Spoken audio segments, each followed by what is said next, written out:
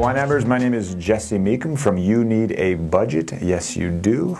And this is another Whiteboard Wednesday. This one got a little bit crazy. I started out simple, and it went crazy on me. We all go a little crazy. We fight. We have to fight this idea that because it's money, it should be complicated.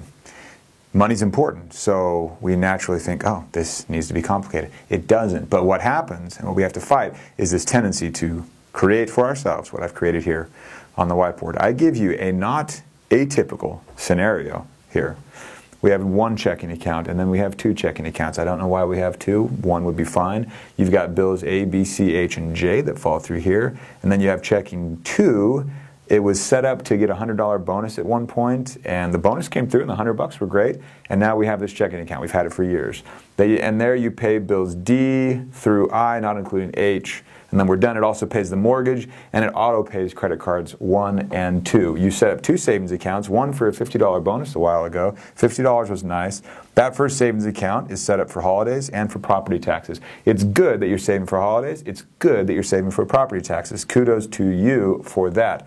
Savings 2 is just for the emergency fund. You don't rate it very often. You're really strict. That's really good as well. So the emergency fund just grows and grows and grows in that savings account. This checking account funds the savings account for emergency funds twice a month, because you're paid twice a month, into this checking account. The other spouse is paid into this second checking account, and they fund the emergency fund one time per month.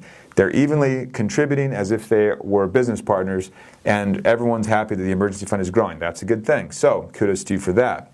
This savings account here is growing. Savings account 1 is only covered from checking 2 because checking 2 is used for sort of bills and whatnot, but not groceries, and so because groceries are used by the credit card. So checking 2 mainly funds the savings unless there's some situation where checking 1 got a little high, and then you'll have this discussion. You'll say, hey, can you chip in here and help with savings 1?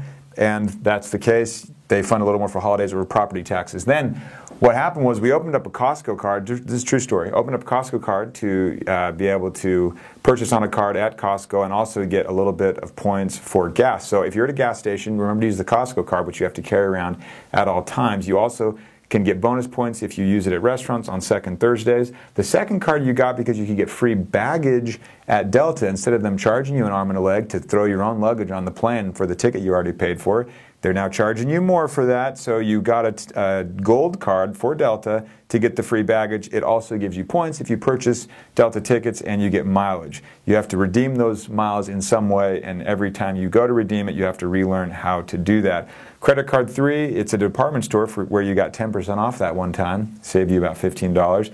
Credit card 3 is paid for from checking 2 because the person that sort of owns checking 2 in the relationship is the one that sort of uses credit card 3 all the time for clothing purchases.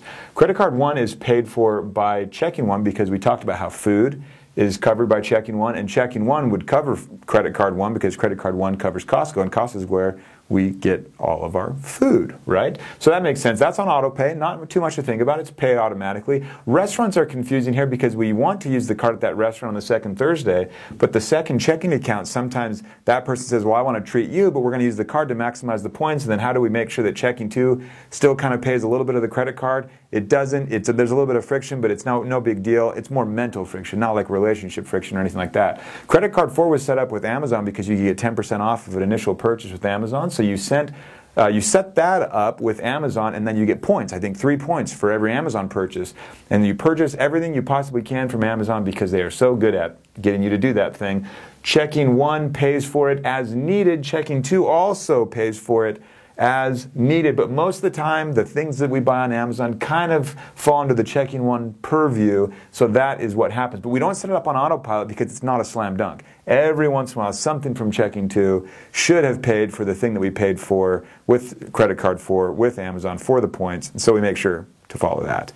I think I hit all the credit cards, but checking 2 sometimes covers the airline tickets with Delta. Checking 1 sometimes covers the airline tickets on that second credit card. You don't always just purchase from Delta, but whenever you're going to be purchasing airline tickets, you tend to use this credit card. It kind of makes it a little clearer in your mind. So that's kind of how things run. The overhead that happens here, it's not a lot, but you have to basically get an email from every single one of these accounts saying, hey, your balance is this, or hey, your statement is ready, or hey, this happened, or hey, someone logged in from a different computer and it was actually you and you just use a new browser, but they email you and let you know anyway. Good security. So you get emails, you get actual mail sometimes. You'll get an actual statement in the mail from any number of these. Sometimes they might combine the statements if they're at one institution, but sometimes they're not. This institution is not the same as this because you wanted that $50 bonus. That was great. If you're using YNAB, and I hope you are, then you would want to reconcile each one of these accounts. Reconciling isn't that hard. We've actually made it pretty efficient, but you still have to go through the process of clicking reconcile, looking at the bank, at the account, making sure the balance is the same. If there's something missing, then the wheels come off and we got to make sure we catch up. If you import your transactions, which also is a nice thing, you've got to make sure that you import for each of those institutions. Whenever you purchase, you got to kind of think, okay, what card should I use? Oh, I'm carrying all the cards in my wallet. That's good. My back hurts because my wallet's so thick, but that's good. So you are looking all the time thinking, okay, I've got to make this purchase. What should it be? Should I, oh, dang, I forgot to use the Amex card with gas. I accidentally used the Delta card. Which checking account will that pay for? I don't know. So there's considerations there that you have to look at. When you're going to redeem points from all these different things, there's considerations there. Where do these points go to? How do we maximize these points? Oh, you purchase on Amazon? Make sure you use the Amazon card. Oh, it's the second Thursday. Make sure you use the Costco card that's normally for groceries and gas for the restaurant.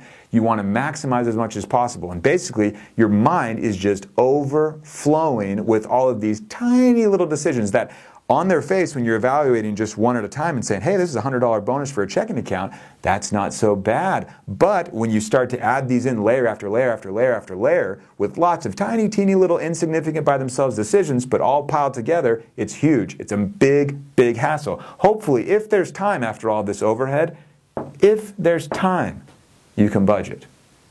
And that's why a lot of the time things are a mess. A best practice, close these down.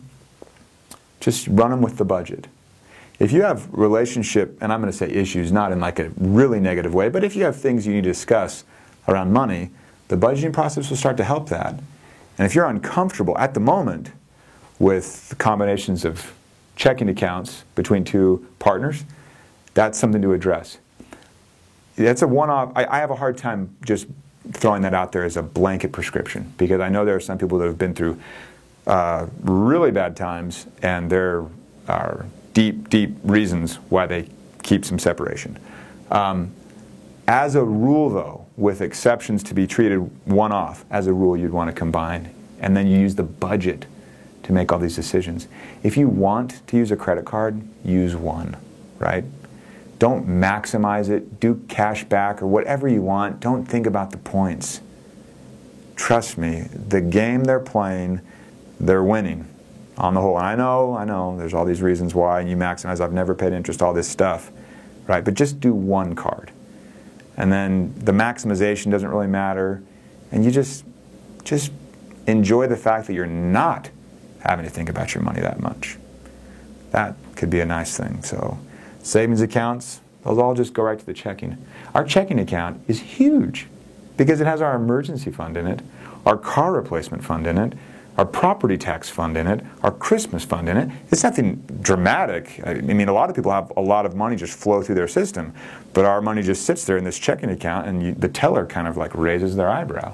You want that. That might tell you that you've consolidated appropriately. So, you don't want this. It gets crazy. It's death by 1,000 cuts. Simplify. Close a couple accounts. Consolidate. And yeah, don't think about your money so much. Maybe that's the main lesson for today's Whiteboard Wednesday. We'll see you guys next week. I need a drink of water.